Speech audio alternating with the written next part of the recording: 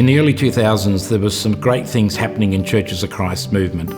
Two of those things, one of the tops, there was just stability and a yearning to actually develop more opportunities for temporary communities. And in ACOM, there was a real strong move to actually train people, not only in the external skills, but in the inner life of actually being deeply connected to God. But as the new millennium dawned, it was clear that changes needed to take place. In my view, in the year 2000, the movement was in the doldrums. We were not facing up to the challenges that were presented to us as rapid change was taking place in society. It was pretty obvious to us that the movement needed a shake-up.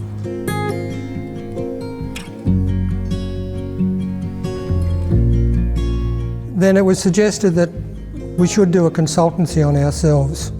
Now, John Morris picked this up as the president and arranged for Les Scarborough to do this consultancy.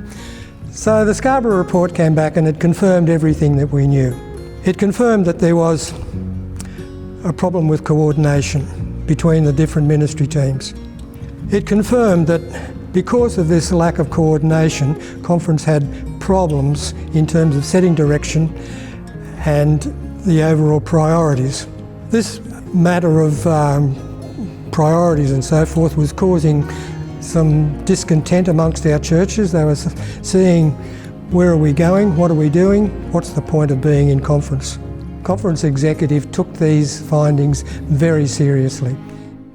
So we knew we needed to bring someone into the leadership role who would bring visionary leadership, spiritual leadership, which is always a given, and strategic leadership, and of course the ability to implement strategic initiatives so that the movement could be more relevant and effective in doing what God calls us to do.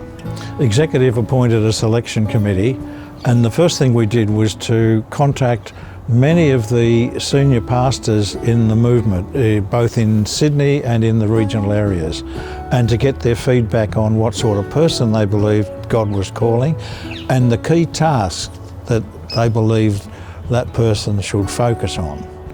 Fortunately, all that feedback just confirmed the report that was done for executive previously.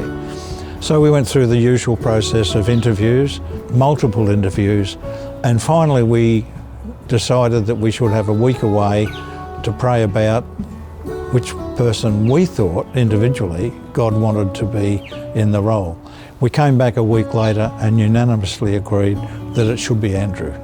So at the time, Wendy and I were on holidays with our 3 primary school children, and we came back through Sydney and stayed with Pastor Paul Ravestein. And he said to me, "Your predecessor is actually retiring. Do you know about that?" And it was like I got hit in the gut with this sense that the Spirit was stirring something for me.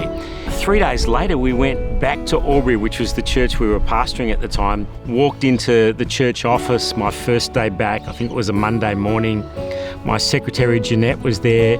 She beckons me, come into my office. I sit down. She opens the top drawer of her little desk and pulls out a little advertisement that was an expression of interest for my role and says to me, "I don't know how to express this to you, I'm not trying to get rid of you. I read this advertisement and I was so convicted, it's so you need to apply for this role."